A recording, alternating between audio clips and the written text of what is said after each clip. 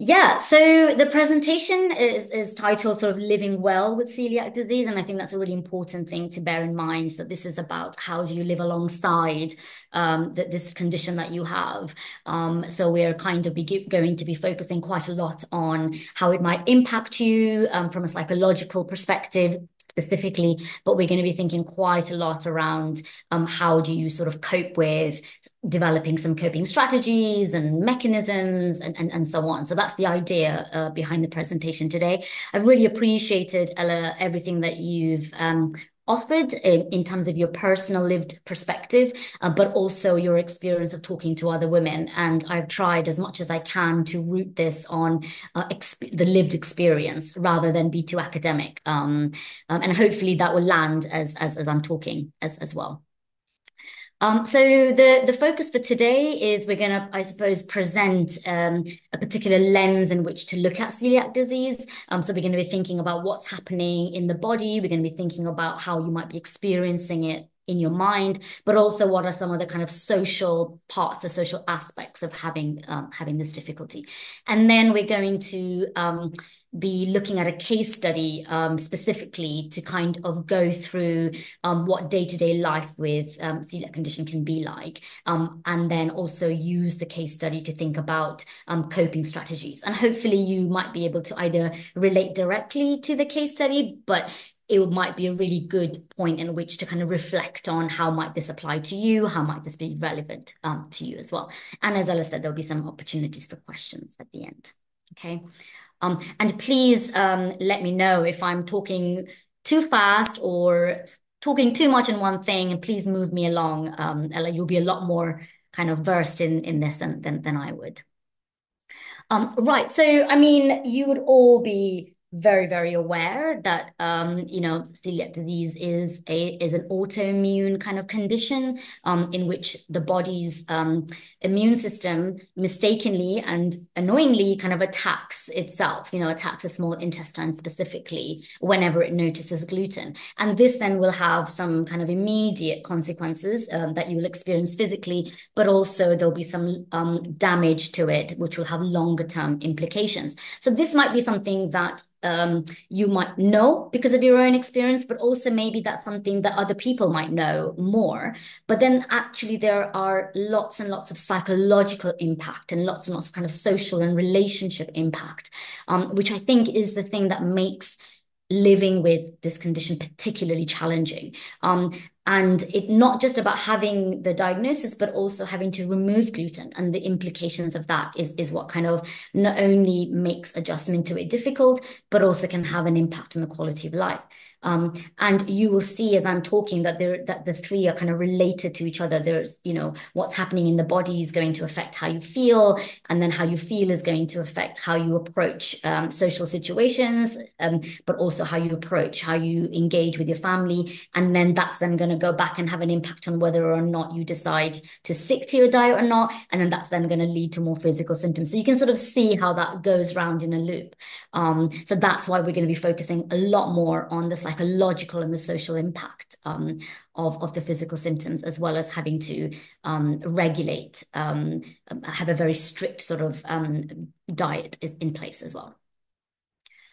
Okay. So the biological impact, I've already said some kind of more immediate symptoms, kind of gastrointestinal symptoms, which you will know for your own experience around bloating, stomach pain, and so on, but also some kind of non-gastrointestinal symptoms as well. So fatigue, headache, and then for some sort of, quite serious longer term consequences around infertility, osteoporosis. So that might not be everybody's reality, but there's a huge risks around those kind of long-term consequences as well. And then nutritional deficiencies, that is going to be another consequence of it. So those are kind of, I suppose, the negative impact, but then at the same time, I think it's really important to consider that, especially post-diagnosis or being aware of the symptoms, there can be a moment of realizing that I can control my symptoms through diet management, that this isn't a difficulty or disorder that requires any medical intervention, any invasion, any kind of highly medicating yourself on an everyday basis. So for some, it can even be an opportunity to especially if you're somebody who likes for whom self-agency is really important, it can be a chance to sort of say, well, I can control the symptoms. I don't have to live in this way necessarily. So just kind of bear that in mind as well.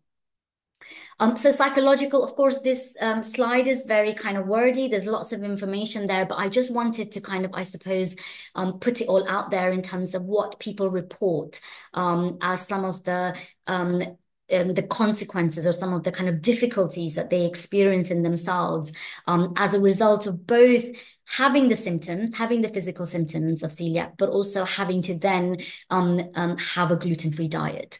So there is one thing that's reported highly is anxiety, not just an anxiety about your health, about what's happening to me, what's going to happen to me in the future, but also an anxiety about gluten. Like, is this food going to have gluten? Is there going to be gluten kind of hidden? So there's this, and you're going to constantly notice this sense of anxiety and something called hypervigilance, which is when you're kind of watching quite obsessively or you're checking quite obsessively.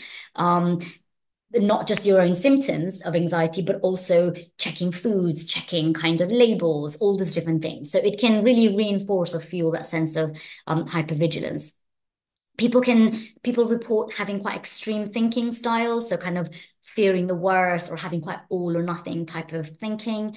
There can be lots of shame and anger and resentment about the fact that it's happening to you, but also at other people for not getting it.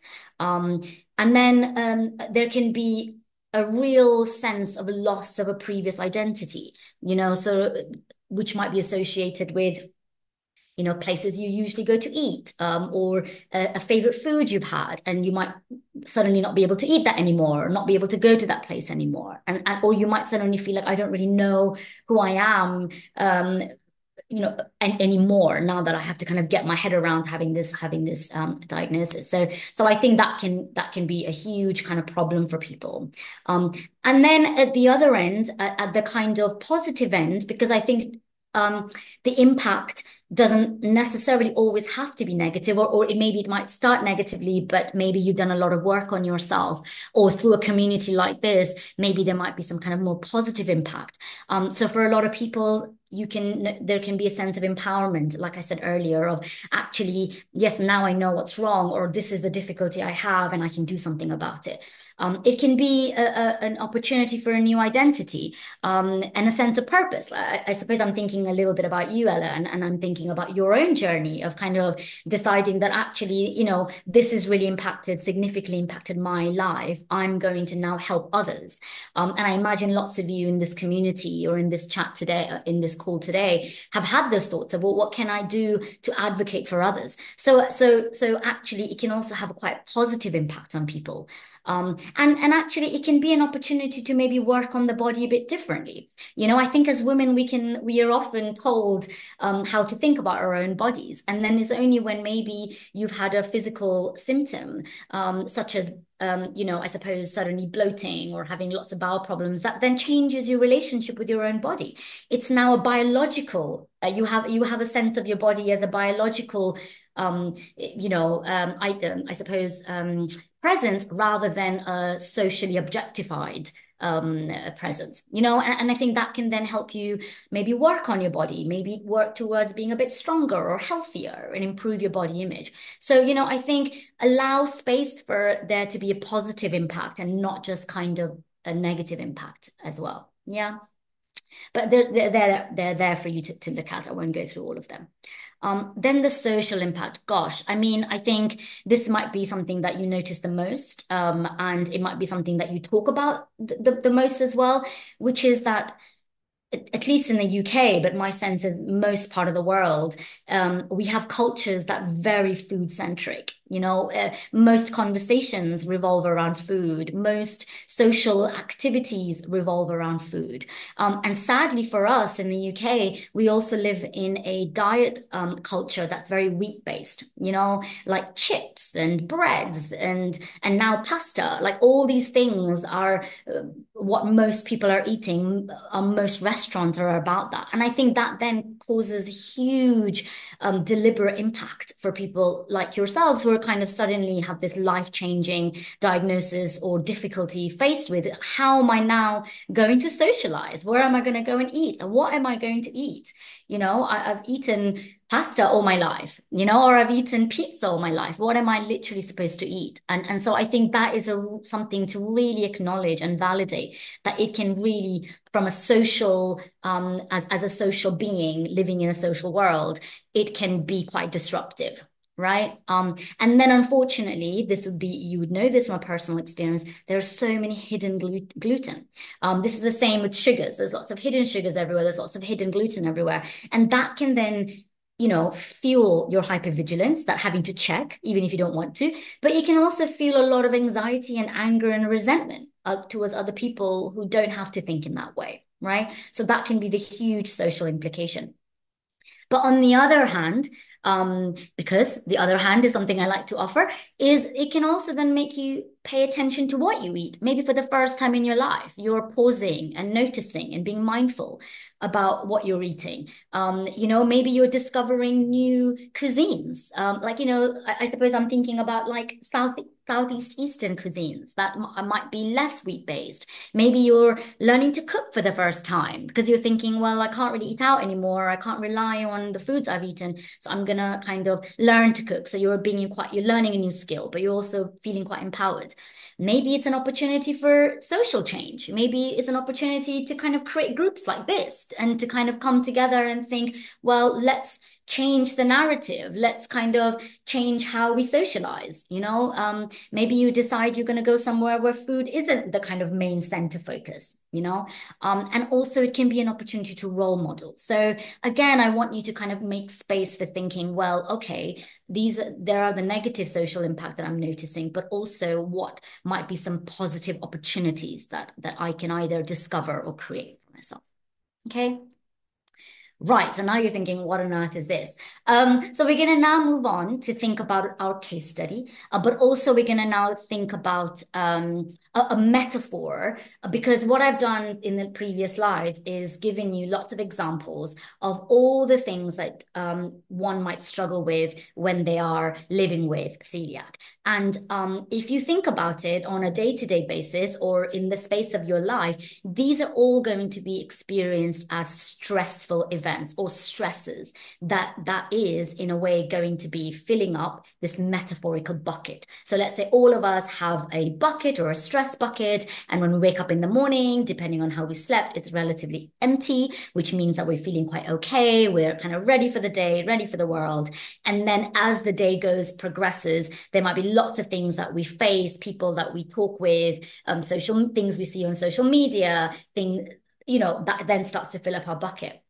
Now for you, what I mentioned earlier. So what's happening in your body that kind of maybe through an accidental gluten or a hidden gluten, or maybe kind of having to meal prep and meal plan and get all your things ready for the day, having to kind of research ahead of time where you're going and what's going to be available. Maybe it's about having to have the same conversation with your partner about the fact that please respect my labels, please, kind of respect the fact that this is my meal, that's yours, so you've got all of these stresses, and then there is the kind of anxiety about what you're going to be faced with. All of these things are going to add up to kind of leave you to notice that you're starting to struggle, which moves us from a green to an amber. And then it might keep adding, that by the end of the day, especially if you've accidentally had gluten, or actually that restaurant that you thought that you were going to go to, suddenly there was a last minute change, something like that, then might lead you to get to that red where you're not coping at all. Okay. But also this is a really good way to think about, okay, well, what can I do to help myself? How do I keep my stress levels low, knowing that there are some things I can't control? And also, how do I help myself at the different levels? Okay. It's going to make a lot more sense, I promise you, when we start going through Betty as an example. Okay, so Betty, who is she? So she's a fictional, I suppose, case study that Ella has helpfully created for us. You might identify yourself in Betty, but even if you don't, you might be able to empathize with her and be able to understand as we kind of go through her. So she's 28 years old. She was diagnosed at 16, and at the time, because her symptoms weren't that great, weren't that severe, she didn't really take it very seriously. She didn't take her diagnosis very seriously, but also she was young. So again, she didn't kind of want to go through what it meant to kind of drastically change her life.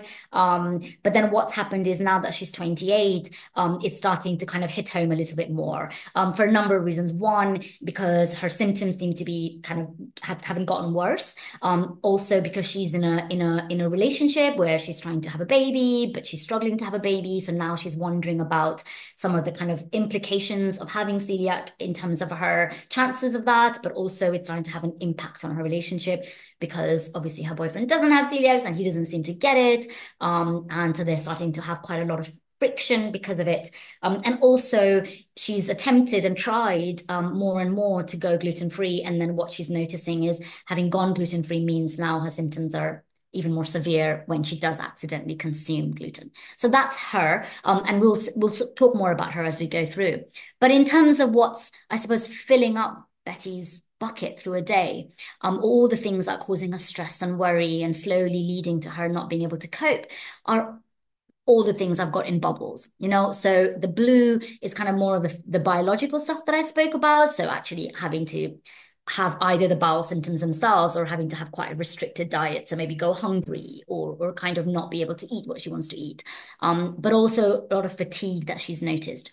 Then psychologically, there's a lot of worry about her relationship. There's a lot of worry about is she going to have a baby or not? There's a lot of kind of guilt. There's a lot of kind of guilt at not taking it seriously at an earlier enough age. There's also a lot of resentment at her family, at her boyfriend for not getting it. And at the same time, she worries about him. Is he going to leave? All those different things, right? Then there is, she's finding it so hard with her relationship. She's also withdrawing. So there's also fear of she's going to be on her own. She's isolated. So you can see how through the day, but also through her kind of current situation, all these things are adding up as stresses. Okay.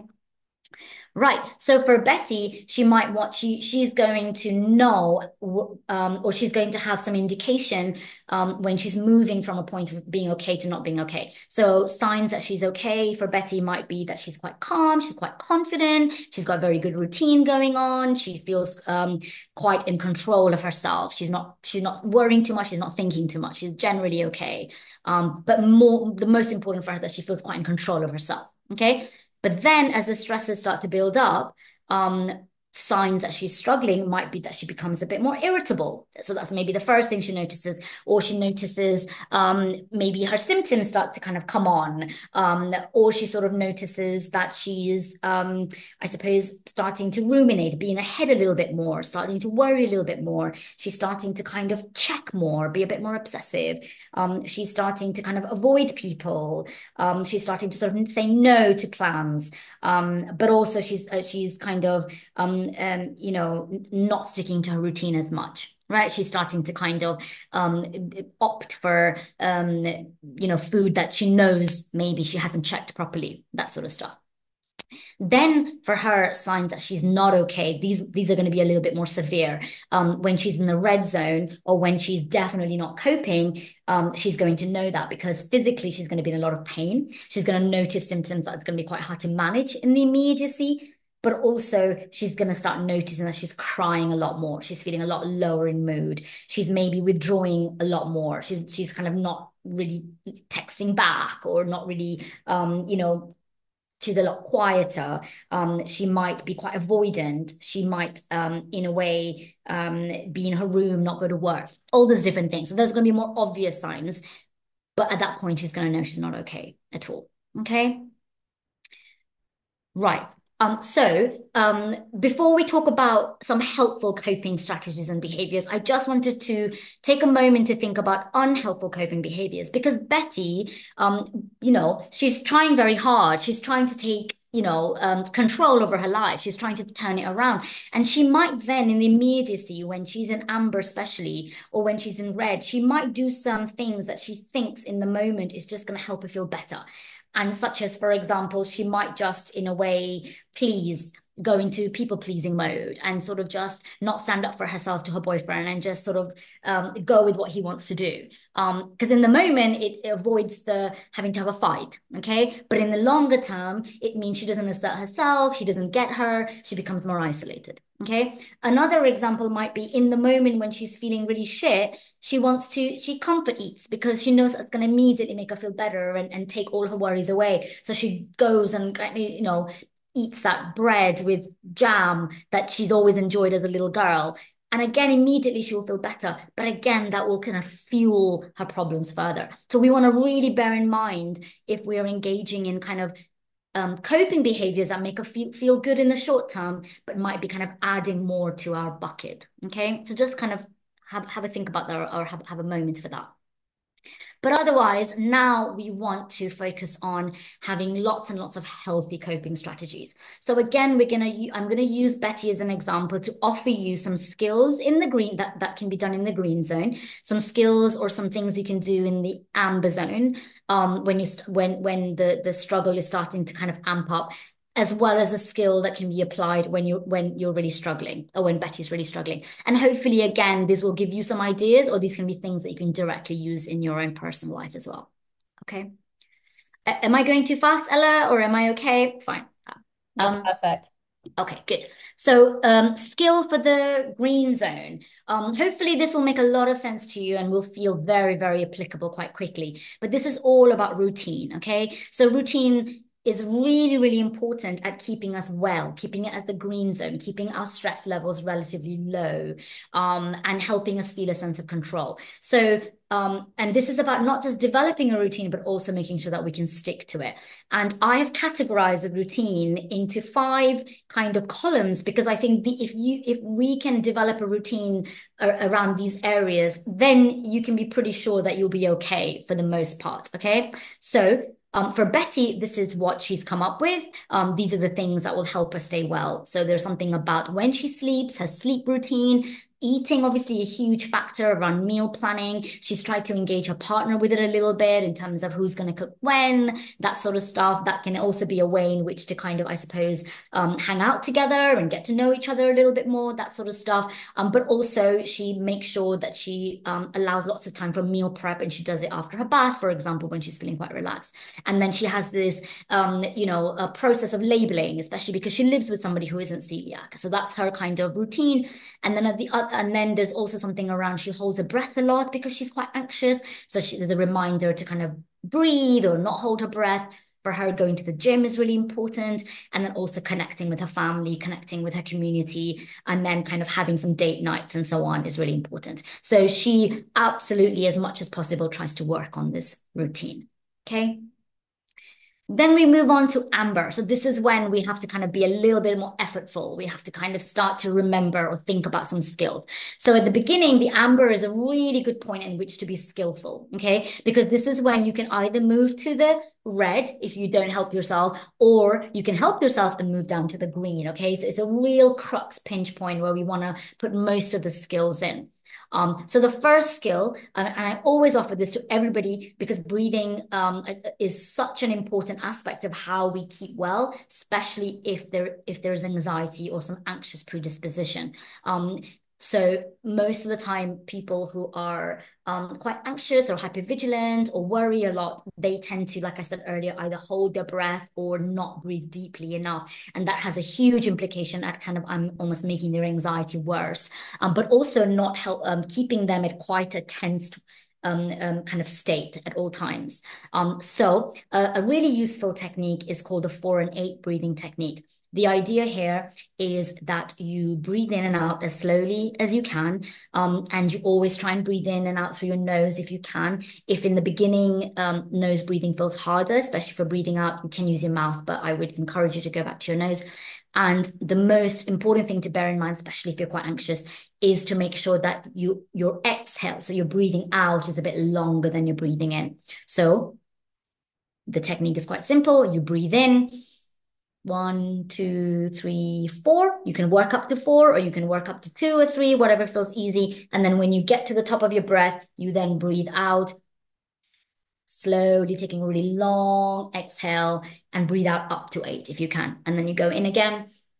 And then if you just concentrate on that exhale, especially, you will notice that you can calm down quite quickly. So we want to calm down before we tackle any of the other strategies. Okay.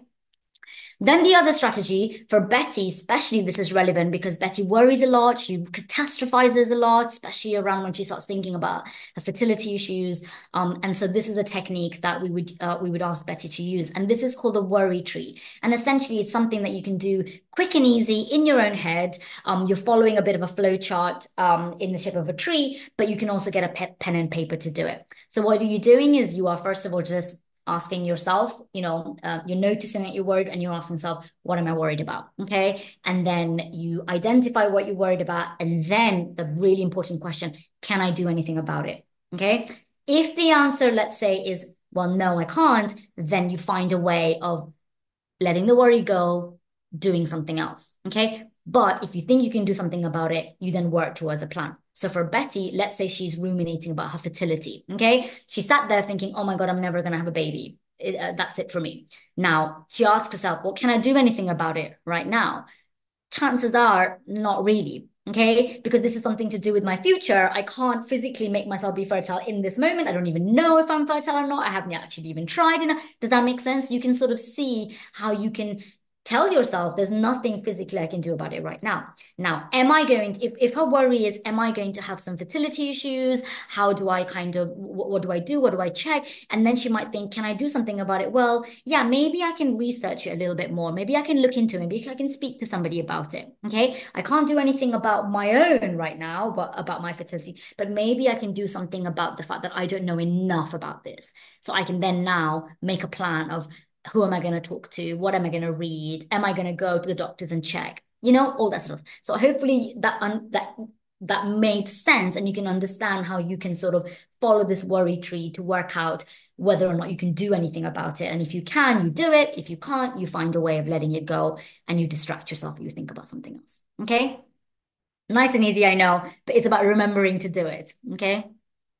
Then there's also another technique, which is a little bit more elaborate problem solving technique. So the worry tree, in a way, you could do it all the time in your head to kind of manage your worry or manage your anxiety. The problem solving might be that if you find yourself worrying about the same thing over and over again and it's starting to be a big problem, you might then sit down to do a little bit more extensive, elaborate problem solving exercise. So we'll go through it with Betty, so that will make sense for you. So first of all, what do? You define the problem factually. So for Betty, she's thinking, well, I don't actually quite know how to adapt to a gluten-free diet and lifestyle because I've not really paid attention to it so far. I've ignored it. So I don't quite know how to do that. So then what is her feelings? She feels anxious, she feels stressed, she feels out of control, she feels guilty. So she names all those feelings. Then she thinks about, okay, well, what's the outcome? What's the solution? What's the goal that I would like to get to? And for her, it's about feeling more confident with managing her difficulty, but also to start taking it a little bit more seriously. So then she sits down to write down some solutions for herself. And these are all the different solutions she comes up with. And a lot of them is around kind of things that she can do. So they're quite practical steps, and they're around researching things, following blogs. They're about following Instagram accounts, maybe to feel more inspired. They're about kind of going and checking out local gluten-friendly restaurants. There may be also some more difficult ones about finding a way to talk to a partner about things that she's read or things she's finding difficult. And then number 5, really importantly, well, what can I start with? For her, number 2 feels like a really good place to start because she wants to feel a bit inspired. Okay. So this is an exercise you can all do, guided by the questions in the left. Okay, so we've done the amber. Now we're going to think about the red. This, as I said earlier, this is when it becomes really difficult to be skillful, because at this point you're feeling at your worst in so many different ways. So again, my recommendation, my encouragement always is try and catch yourself at the green, try and catch yourself at the amber. But at the same time, if you get to red, no worries, because there are also things that can be done at this point. And this technique here is about having a cope ahead plan. So this is like creating an advanced plan when you are feeling good in yourself, when you're feeling inspired and confident, and kind of almost helping yourself for when you get to the red. Okay. So this is about, for Betty, for her, something that really riles her and really dysregulates her, destabilizes her, is when her boyfriend cross-contaminates their food. Despite all her labels, despite the conversations she's had and all the effort that she's gone through. So she's developed a cope ahead plan to help her cope when this happens, because she knows that in that moment, she's just not going to feel good and she's not going to know what to do. Okay. So she knows that she's not coping at this moment because often she's crying on her own. She's kind of binging, or she's quite angry, but she's not expressing it. Okay. So then she's identified some coping behaviors for herself that she can do in an order.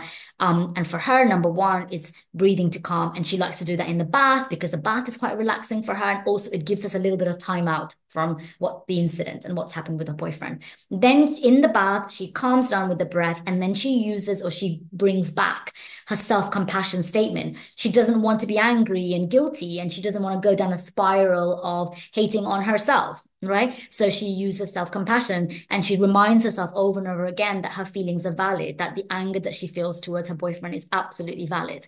And so she kind of almost gears up, right? Then she comes out of the bath feeling a bit calmer, a bit more confident, and then she decides she's going to express her emotions. She's going to say, actually, that made me really upset. And at the same time, she also has an emergency meal. So she doesn't have to necessarily go through kind of starting fresh. She's got some emergency plans either in the freezer or some kind of packet stuff that she knows she can reach to, so she doesn't go down the comfort eating route. Okay. And then when she's in a good place, she will find a way of talking about it. But she also has her mum that she can reach out to. She also has the new friends that she made that she can reach out to if she cannot cope on her own or before she gets to her coping behaviors. Okay, so you can see how having this plan, maybe putting it on your phone or putting it somewhere, on your fridge, if you're okay to do that, or somewhere in your arsenal, can be really helpful for the time when you are just not feeling in the best place. But you want to remember that you can do this, that you can work on yourself, that you do have the skills to help yourself. Okay, so those are the kind of a really good one to use when you're in the red. But finally, kind of coming to the end of the presentation, I will say, because that, please don't hesitate to seek support.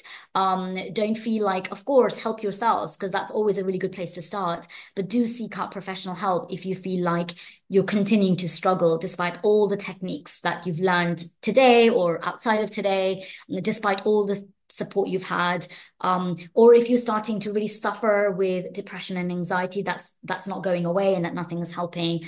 And also if you feel like you just cannot see a way out of your difficulty. So these are really good indicators to perhaps go and seek some professional support. And that professional support might be the GP, or it might be through friends and finding out what other people have done. So that's the end. My final slide was just to sort of say thank you and any questions, but I will stop sharing so that I can see everybody. And open to you for comments or questions, or anything. No, that was so informative. Honestly, it feels so nice to have all of our struggles like actually down, validated. I'm definitely going to use a cope ahead plan. Um, Mhm. that's something I definitely need. I find that when I get particularly stressed, you go for the quicker options in terms of the gluten-free food, and you get really stressed and you start thinking the worst and why me? And I think that having that routine in place that you don't even have to plan for, that's already written down, it's going to be absolutely game changing. I will be putting it on the fridge, as you said, needs to be reminded of at all times. But I guess just before I chime in with a couple of questions that I have, guys, does anybody at all have a question? Just unmute yourself and let us know if you have anything. You can write it in the chat as well if you don't want to talk. But just in case, we'll wait for a couple of questions to come through. I wanted to ask you, Bundana. Mm, So in terms of like celiac disease, a lot of people like within our community and that may, see this presentation actually probably would like to know how to support somebody else when they're struggling as well. So whether they have a child who's young and who has celiac disease, they notice they're getting worried, or maybe their boyfriend has celiac disease and they can notice that he's struggling. What would you advise in terms of, I guess, how best to console somebody else as well as consoling yourself? So, so this is for if you have celiac disease, but so does somebody else. Yeah, Okay. or you don't and somebody Or else you does. don't and somebody, okay. I suppose if you don't and somebody else does, then I suppose it's about educating yourself, finding out, and not just through kind of what's out there in terms of what's written about it, but educating yourself through that person's personal experience.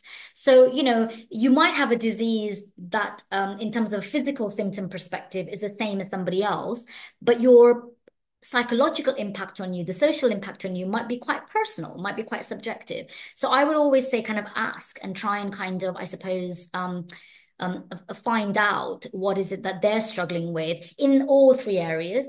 And then, so once you have an understanding, then in a way you can help them break down and think about, well, what can they do for themselves, first of all, because I think that sense of self-empowerment, because if you've been told, and you'll be able to tell me this, if you've been told you have something, I think the first thing that does is that it kind of almost immediately disempowers you. Yeah. So I think people then crave and seek that sense of, well, no, I don't feel in control. I want to feel in control. So how can you, in your helping, see how you can support them to help themselves, if that makes sense? What can they Yeah. do for themselves? Right? That's the first thing. And then the second thing is how do you um asking them what would you like from me? How would you like me to be? Would you like me to ask you if you're okay? Would you like me to back off? Because again, Mm, everybody's quite different. Somebody likes to be asked and be, but some people don't want space. Some people need some space. So again, asking them, well, how would you like me to be present? How would you like me to help you? I think that can be another really good place to mm, begin. And then the third thing I would say is to kind of be quite consistent with it. Yeah. So just be really mindful that if you have promised to help, that you are then consistently helping rather than saying that you're going to help and you don't, that you're not true to your words, or sometimes you're kind of in a way forgetting. And so how do you stay consistent is you look after yourself too, right? Because we yeah. all have that Yeah, yeah, stress bucket, don't we? Right? So if you're at an amber or red, you're not going to be able to help somebody else. You might need to sort yourself out. yeah, Okay. yeah. Yeah. So that then particularly applies and if you have celiac disease and you're helping somebody else with it.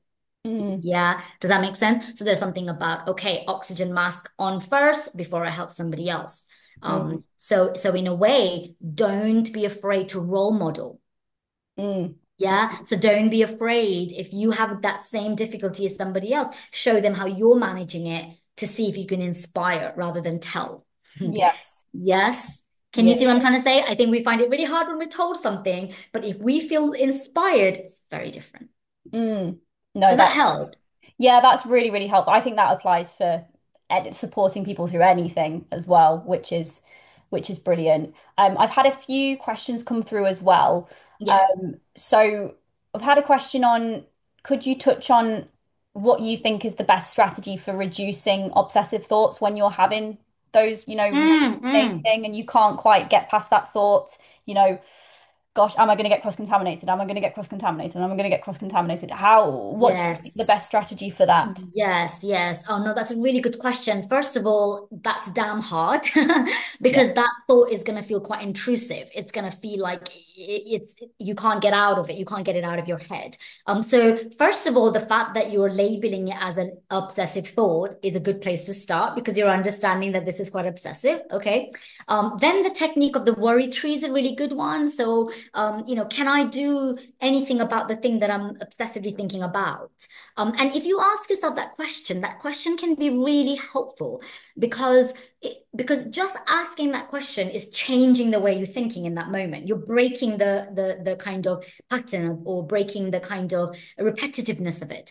And then because you're asking the question of what can I do about it or can I do anything about it, you're going to be forced to answer that question. Okay, so that's the first thing to do. Try that. Another tip, I suppose, to add is what you could do is you could almost like give yourself like a timer. So you sort of say to yourself, okay, fine, I'm just, there's this thought that I can't stop thinking about. It's intruding me, it's intrusive, and I can't. But what I'm going to do is I'm going to give myself 10 minutes to think about it as much as possible. And then after that, I'm Yeah. going to go do something different. You will be pretty amazed to find that the moment you set that timer, suddenly you ain't thinking about it. Yeah. Yeah. Yeah. So that's one really good way to either to say, I'm going to think about it now for 10 minutes and then I'm going to stop. Or you say to yourself, okay, do you know what? I'm going to think about this problem when I'm driving home from work. I'm not going to Right. think about it now. I'm going to give myself like a 5 p.m. reminder. Once again, you'll be quite surprised, not surprised to find out 5 p.m. comes and you're not thinking about it. Yeah. So those are kind of some techniques you could use. Hopefully that helps. No, that's really, really helpful. I think sometimes when you're caught in that trap, you can just get so overwhelmed. And I think that Yes. just giving yourself the time when you need it, It's I think about interrupting it, it's about kind of finding a way of interrupting it. And I've given you a few techniques, but you could find your own clever way as long as you know that it's a loop and I need to find a way of breaking through that loop. yes. Yes. Yes.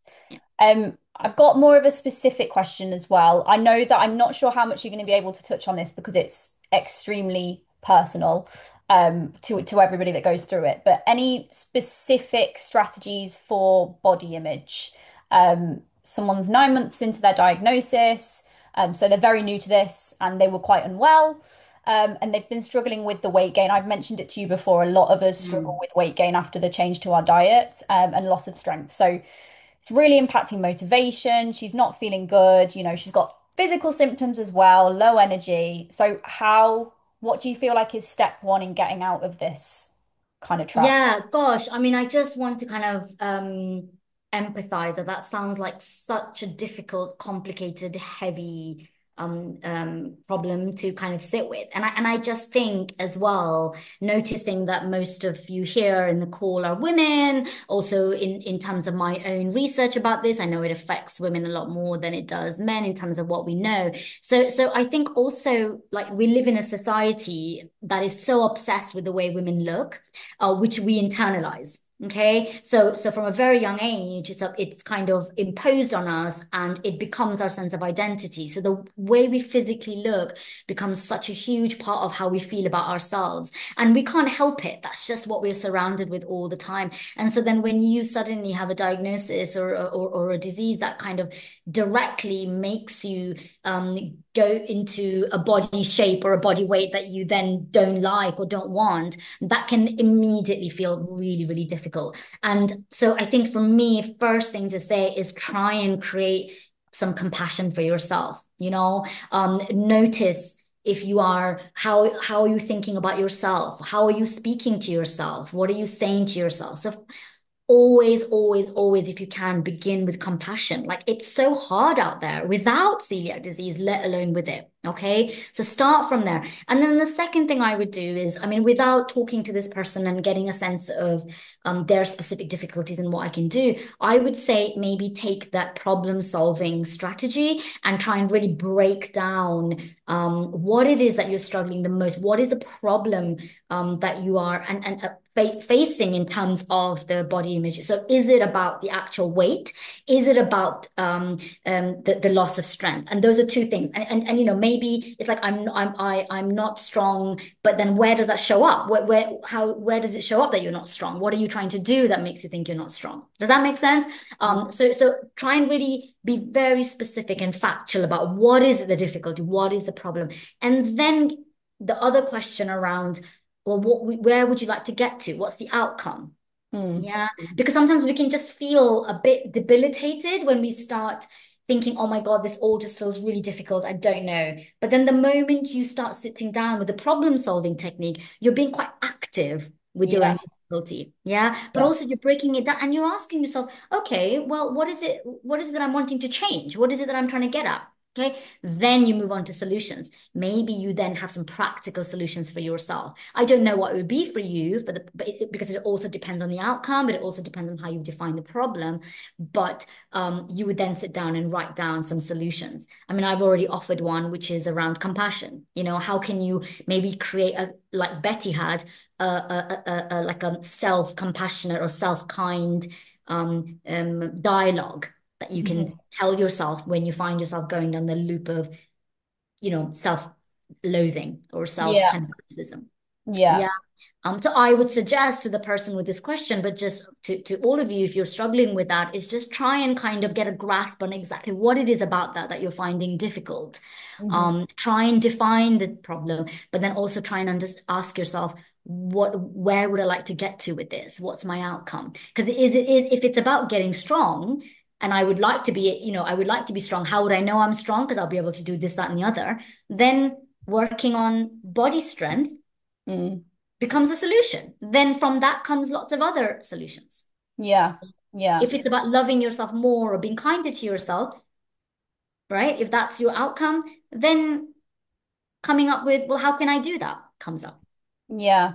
Yeah. And I think what you said earlier as well, I know the cope ahead plan is when you're in the red, but Mm, if body image is something that you ruminate on a lot, that you struggle with yes. on a daily Or basis. that it triggers you to get to the red. Yeah, Mm, a really good one. yeah, Yeah. absolutely. And even just from working with lots and lots of women who struggle with motivation when they're fatigued, having something written down and a plan that you Mm, can follow week upon week, like do everything you can to make things easy for yourself. So if you're wanting to feel stronger, part of that, right, is eating the right food and, mm, making sure that we're not doing the classic celiac thing where we have, protein bar and an apple for lunch because they ran out of gluten-free sandwiches in the co-op. yeah. Like do what you can to make your own life easier. So meal prep is a big one. So that when these days happen, you've not got extra barriers that aren't necessary. Um, Absolutely. got another question, one more question, Yes. Gundra. I appreciate that we are coming up to the hour mark. So somebody has said, how can they get the courage to tell their in-laws about their gluten allergy? We're a traditional South Asian family and kind of don't talk a lot about medical issues. It's not something they speak about. I think this is something that a lot of people struggle with as well. Mm, Especially when it's your partner's parents. You don't want to add any unnecessary, I don't know how to describe it. I guess you guys who are celiac will understand exactly what I'm saying. But it's that feeling of, oh, am I a burden? Am I going to annoy you? Yeah, yeah, yeah, yeah, absolutely. And those are some of the social impact I spoke about, is like feeling different, feeling a nuisance, feeling embarrassed, feeling ashamed. Yeah, Yeah, yeah. But then you're faced with people not understanding, you know? It would be so much better if we didn't have culture that was discriminatory. It would be so much better if we had partners and in-laws that just understood. So we didn't need to have the courage, yeah, right? But we can't control other people. We can only control ourselves. Yeah, again, I would say I really empathize with you. I just feel it feels like, this is just another layer of problem that you're having to deal with and muster courage for. But again, I don't necessarily know what again, without talking to you personally or going like deep dive into this, what might be a good solution. But I think in a way, like with Betty, I would say is think about, what helps you have courage generally. Okay. So look at your own life and think about where are the times when I am courageous and brave.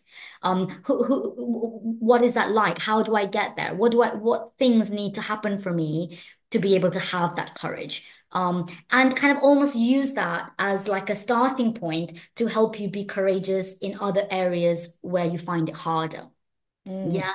And also, I would say, in terms of courage, if you're wanting a tip for how to be courageous, we often think courage is a feeling, right? We often think we need to feel courageous, But actually, if we deconstruct it, courage is a behavior, it's not a feeling. Okay. So if you do something courageous, you feel courageous. yeah, Okay. Does that make sense? So instead of asking yourself or instead of putting that pressure on yourself to feel courageous to do something, just work out what do you want to say and just say it. And mm, in the saying of it, you will feel courageous. Yeah, it will work the other way around. mm. That might not help you completely, I'm sorry, but that might be a starting point, hopefully. No, I think that that's excellent. Like your perception of yourself and how courageous you are is based on the evidence you have of when you have been courageous. Yes. So the more courageous behaviors you complete, Mm. the more evidence you have, the more trust you'll build in yourself, the more you'll believe it, the more you'll feel it. I think that that was a really, really important point to take away there, definitely. Um, just And got you've summarized it one, beautifully.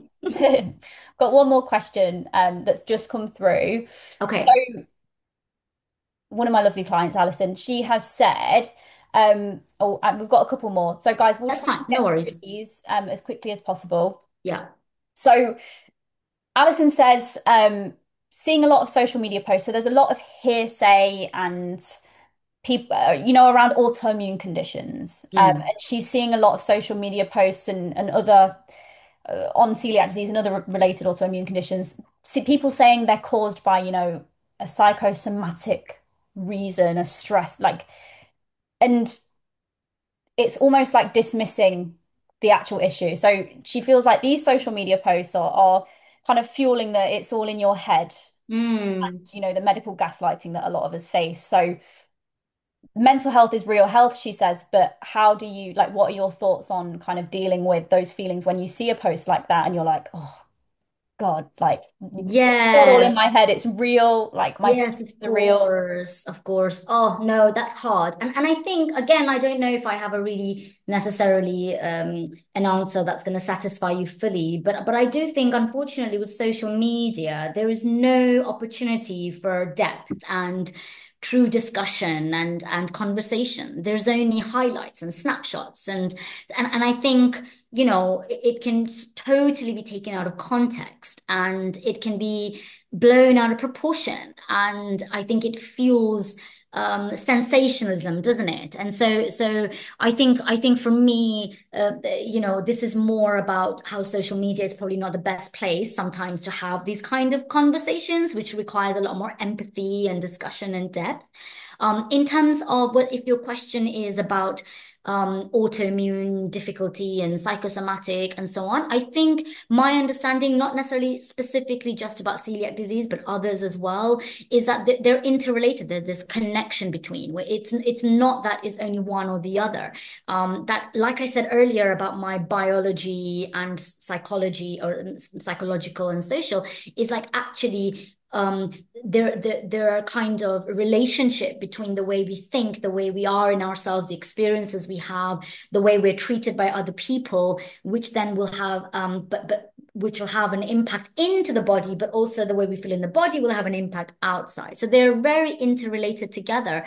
So I don't think there is enough evidence to say that it's caused only by this or only by that. I think it's multifactorial. Mm, But that's kind of going into more specifics, which we don't have time for. But as an immediate response, I would just say, yeah, like just think about the limiting factors of social media, I think. yeah, yeah, Focus on that. And you don't have it's the opinion of, you know, other people and it's their opinion. It's, you can control what you take and stuff like that, which hopefully doesn't feel too blasé of a response, but yeah, hopefully helps you contextualize yeah, that that's the social media world and maybe it's not suited, yeah, yeah. you People know? don't have credentials. They're writing these things, you don't know who they are, where they've got this from. Half the time, nothing's cited, and you've kind of just got to, sometimes as hard as it is, take it on the chin and think, whoever wrote this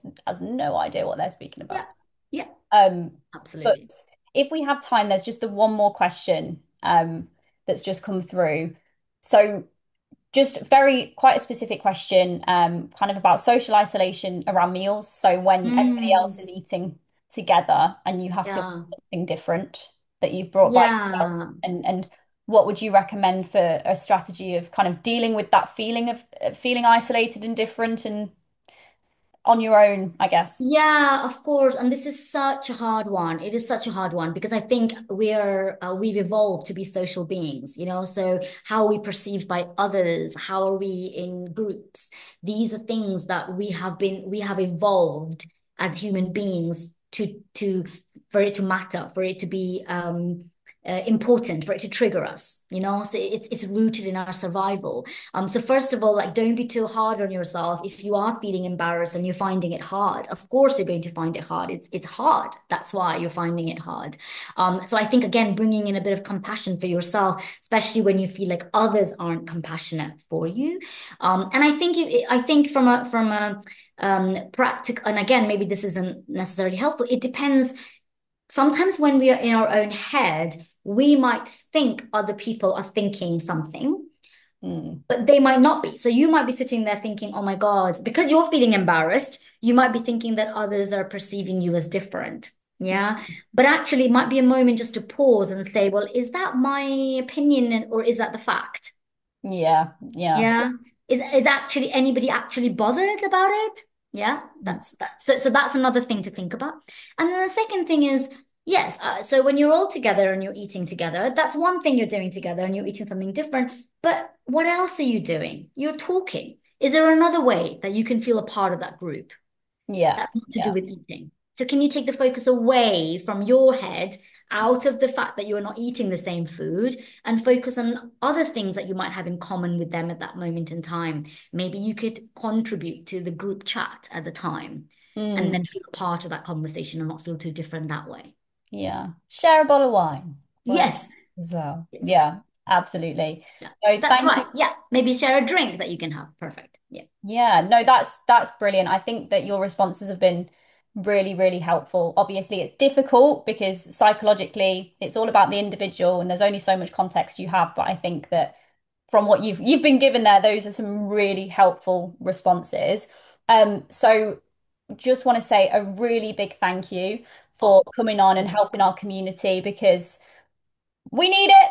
We need it. Nobody else helps us, and I think this is a first, really, from a psychological perspective. So we really appreciate you coming on today and helping us out. And I'll just say that if anybody wants to communicate with Bundana, please communicate through me, and then I can pass on your details to her because she's a very, very busy psychologist. But if you do want her contact details, you can reach out to me.